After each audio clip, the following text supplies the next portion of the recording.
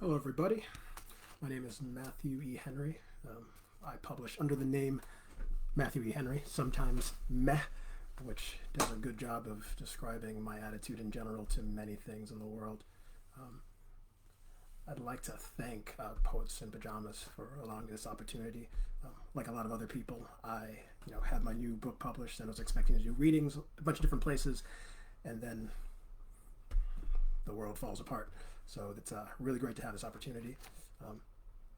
My book is entitled Teaching While Black. I am a teacher. I've been teaching for 18 years now in a bunch of different settings. And this is a collection of poems that speak to the heart of what I do with a lot of my kids, but also the lives that they've lived. I was supposed to stall a little bit to let people join, but I do want to read from the epigrams. From Toni Morrison's The Bluest Eye. When the land kills of its own volition, we acquiesce and say the victim had no right to live. We are wrong, of course, but it doesn't matter. It's too late. I had a plan of what I was going to read tonight, and then the events of this past week, which are all two familiar events of men who look like me getting shot, changed the tone. And I have poems in here that are about, existing as a black man in these United States. So I'm going to start with those poems, and we'll see what happens. Hopefully I don't bring shame to the family, as it were. This first poem is entitled, When Asked Why All Lives Don't Matter.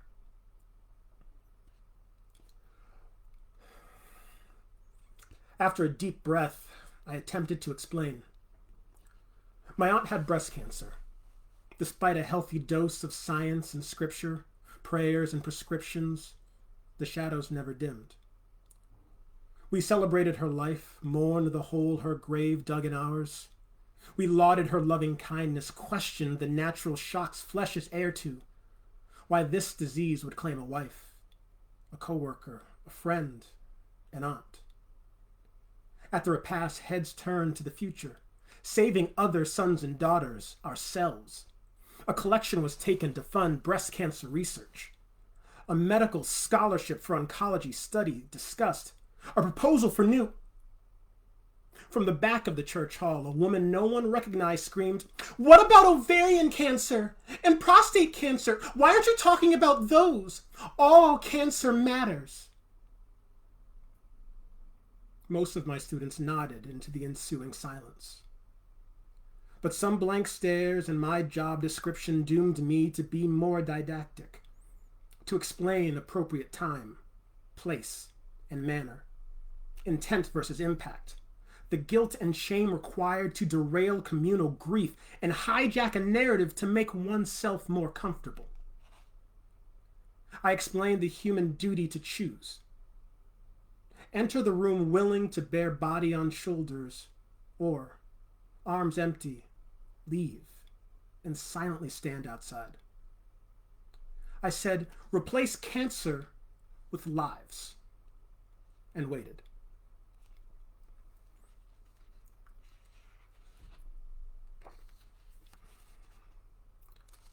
The next school-based poem I'd like to read is entitled, An Open Letter to the School Resource Officer Who Almost Shot Me in My Class.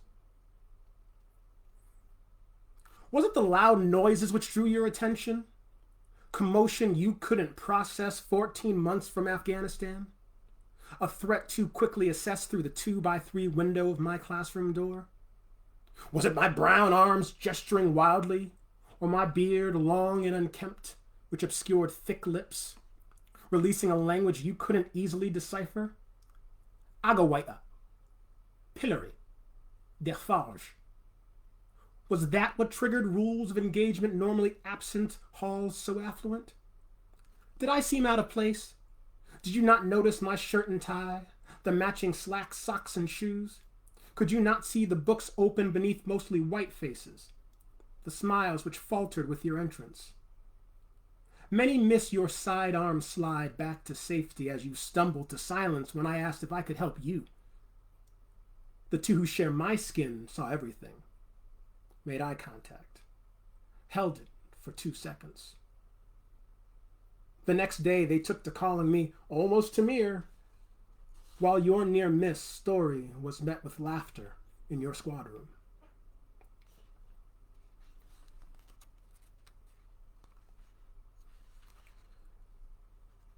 This next poem is entitled A Confession from Occupied Territory, and it in part takes its name from James Baldwin's A Report from Occupied Territory. Another true story. After the frantic emails, a cry for help in the middle of a night one student feared another would not survive, I called the police, resisting the screaming of my skin. After weighing the serrated, bloody consequences of inaction, the cost of action crushed my chest. I couldn't breathe.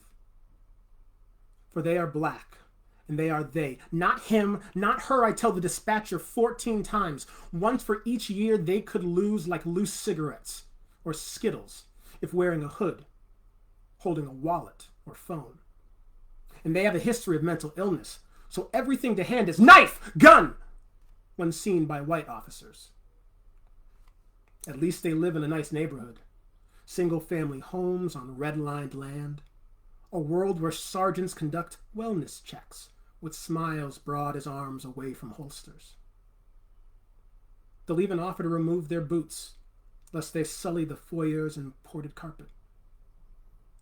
All this is small solace in the silence following. Thank you for your call. We'll send someone right over.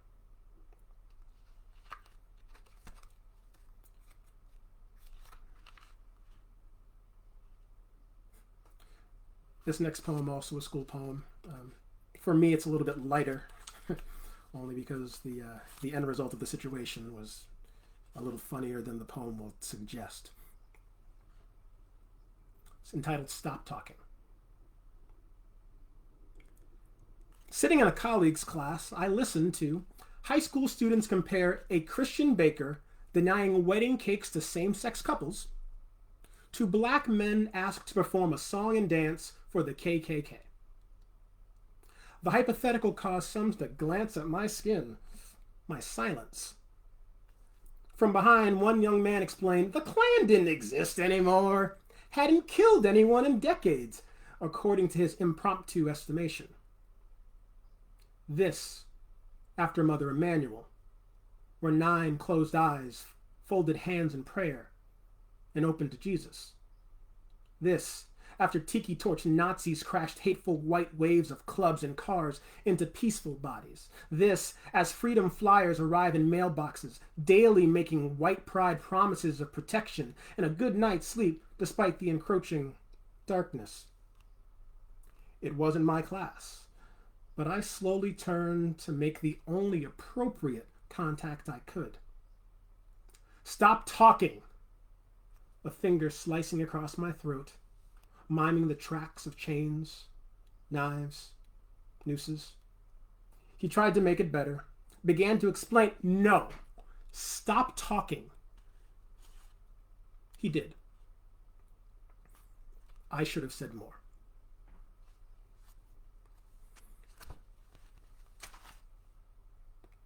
I want to depart from my book for a second to read 2 other poems.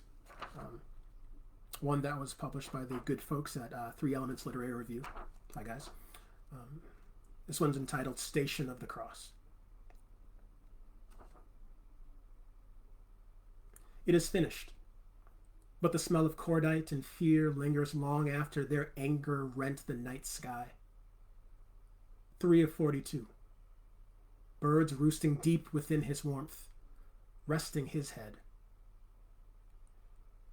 He was sitting at a bus stop, finishing a simple meal, while fitting the ubiquitous description, betrayed by his blackness, like so many pieces of silver. See this holy tableau. Arms outstretched, head bent at awkward angles, eyes empty eyes track his spirit through the plastic dome, its sides punctured by the other 39 and ricochets from chipped concrete. A canopy of stars cloistered in stained glass, backsplashed by blood.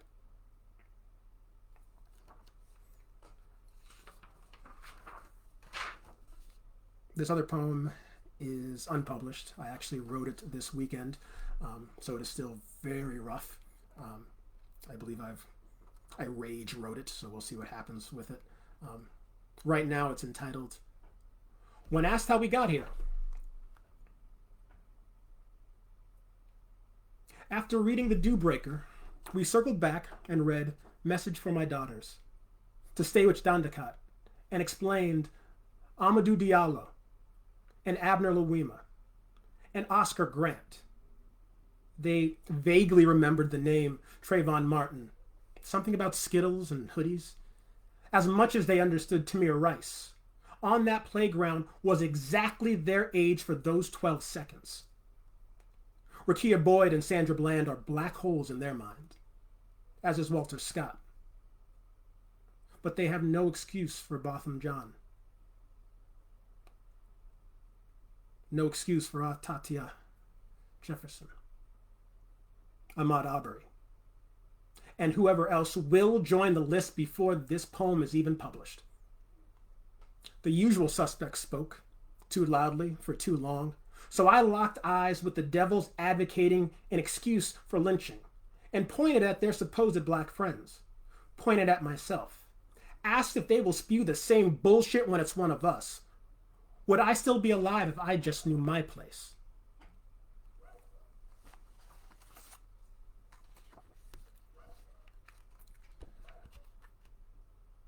This poem's a little bit longer. It's the second poem in the collection.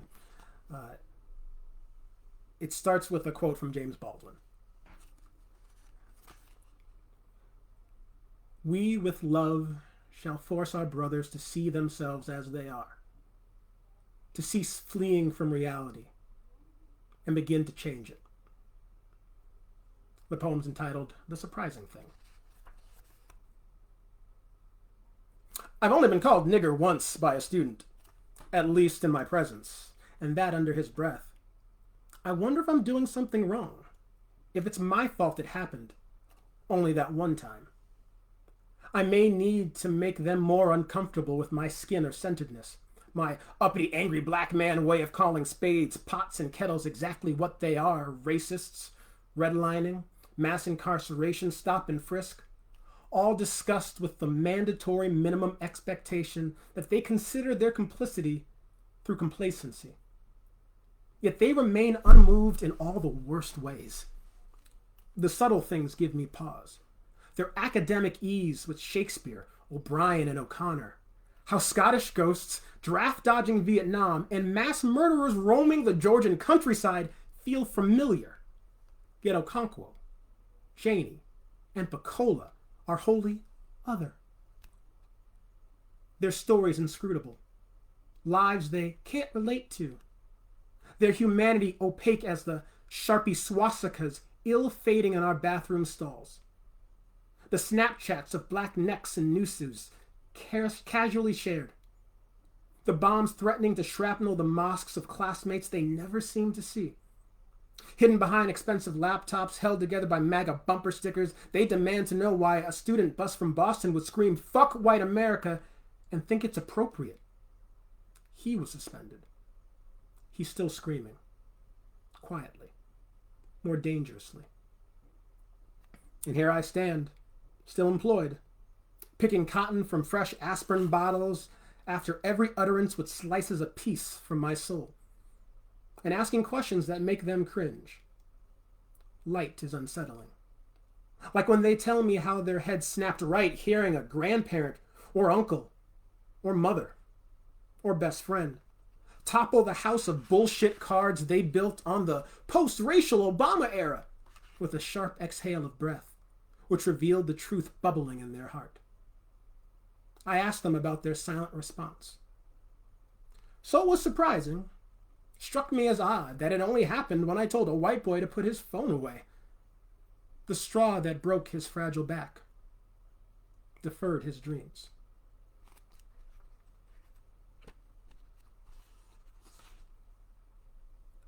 I'm just going to read two last poems. A little less depressing, maybe. The first is entitled To the Dreams That Explode. After they question your magnitude, your right to produce more heat, more light than they can comprehend, be not dimmed. Count your candles. Increase your wattage. Let them reap the whirlwind they created on stolen land with stolen limbs' labor. Choose your birthright. Drums, 40 acres, mules. Cross red lines in sand burning like a flipped cruiser, or the blood beneath your skin. And the last poem is was recently published in Solstice Literary Magazine. It takes its title from a Gwendolyn Brooks poem, and it's the title says it all. And dedicated to some of my kids. They know who they are. They might be watching.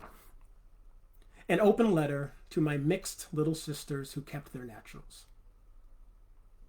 My dears, I love you because a hot comb never dared to look you in the eye, because your lives are always in autumn, a crisp, stern season of self-awareness, because you stroll through the background radiation of racial anxiety without a hazmat suit, because you have desire to be darker and lighter, invisible yet starshine, because you hold and withhold, extending yourself with eyes older than 1,000,000 years, because you consult a social color palette, carry skin swatches to know which suburban parties are safe, because you too step between both worlds and always make it home, because you stand erect beneath a gaze which finds you not exotic but spicy white or unseasoned black, because you are more acceptable to fathers and mothers who feel one side sanctifies the other, explain something significant about their sons, because you have not fully bought into their blonde lies and get heated when every Marilyn and Farrah, Chloe, Kim, and Becky worships your hair on themselves,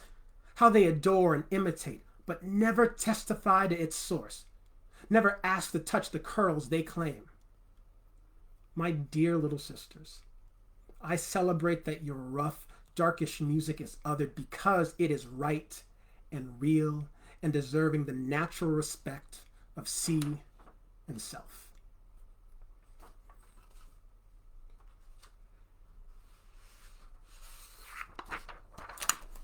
Now I'm supposed to open it up for questions, and I'll just first respond to something that I'm often asked about my poetry. How real is it? How many of the poems are based off of 100% accuracy, and how much are figments of my imagination? I have a statement that I've prepared, so as people are entering questions, I'll just read this. I've been a paid educator for 18 years now, somehow. I've taught middle school, high school, undergraduate, and graduate levels at 6 different institutions of learning or higher learning. I've taught, I can't even possibly do the math on how many number of students over the course of my career. The poems I've read are based off of real events that I've experienced, real events of students, colleagues, friends, and family, things that they've experienced and told me. They're also based off of real events that I've personally lived through. They're also based off of real events that I've imagined. And sometimes, often, they are a combination of all of those. And the last part of my prepared statement is, unless we have a prior arrangement, we've talked. I never tell people where or how true a story is coming from, often to protect the people who are involved in the real story. One of the questions here is, can I talk about my relationship between Baldwin and my own writing? Baldwin's one of those writers for me that the more I read him, the more I don't want to write anymore, because I obviously I can't match up, but at the same time he draws something out of me. There are many quotes of his that I've used in various poems, or have been inspirations for poems. And, the famous quote about, which I'm going to butcher right now, but to be a black man and conscious in the United States right now is to be in a state of continual rage. But it's what we do with that rage that tends to matter. I channel it through poetry and teaching my kids to hopefully be better people in the world. So that's me and Baldwin. Baldwin is sort of, for me, is also like Dave Chappelle, who the more I listen, the more I read, the more I watch. In some ways, I feel like I become a worse person and a better person at the same time. Another question here is, talk about writing and other workday work. Trying to find the balance between being a full-time teacher and human being and a writer is difficult at times. I get to work usually about an hour and a half ahead of everybody else, so I have just set aside time where I can just sit and write, so that's very nice. But I draw my inspiration from everything, sometimes from students, things that happen in classrooms. So the workday work often feeds into my writing, as is clear. So some of the poems that I read are actually things that took place within my classroom. Sometimes I'll have a conversation with a student and they say something interesting to me, or there's something in a bit of their writing, and I'll just stop and I'm going to write that down. I'm going to use this later on. Do I have your permission? There is a poem that's in the book that is not about one of my students, but is one of the lines is something that she said to me, and it was just profound. And I was like, can I steal that? And she said yes. So I owe her some royalties, I guess, on this one. But yeah, my writing life and my work life overlaps in a lot of ways, as much as it does just having conversations with friends and family about the various things that go on.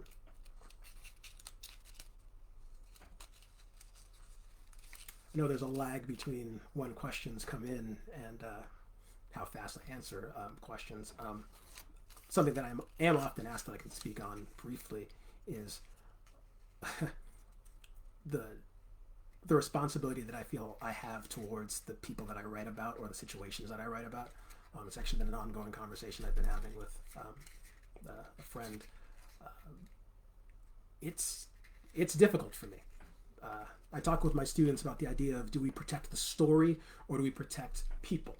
Is getting the story, the poem, 100% accurate to what happened in real life the most important thing? Or is it about protecting the people, whether they're guilty or innocent in one way or another? And it's a line that I try to toe. I want everything to be 100% accurate, but at the same time, I feel I have a responsibility to my kids, to my friends, to myself, to leave certain details out. And in other places, adding details to get at larger truth, even though the antecedent truth, what happened in real life, might not be 100% contained in a poem. I hope to get at a deeper truth, a bigger truth, by the things that I add, as well as the things that I leave out. But by and large, I try to be honest. I try to represent things as they happened, and if I can't do that, sometimes I just won't write the poem. As one of my esteemed professors said to me once, in a very loving and kind way, maybe that's something you should just keep in the diary or the journal. It's not fit to be seen by other people yet. And there are poems, there are stories like that for me, that they're things that just need to stay inside, that need to stay in the journal and the diary for a little bit longer, because when they see the light of day, they might offend people. That's also a question I often get asked is, are you concerned about your job? Are you concerned about offending the wrong people? One of my colleagues actually asked me that as my book was being published. They read it and said, "Whew, God, are you ready for the backlash?" And my response has generally been, that's a fight I'm willing to fight. If someone's uncomfortable about me calling out racism, what's really the problem then? Even though it's entitled Teaching While Black, it does more than just talk about race. The middle section's all of stories from my kids, and it deals also with sexism.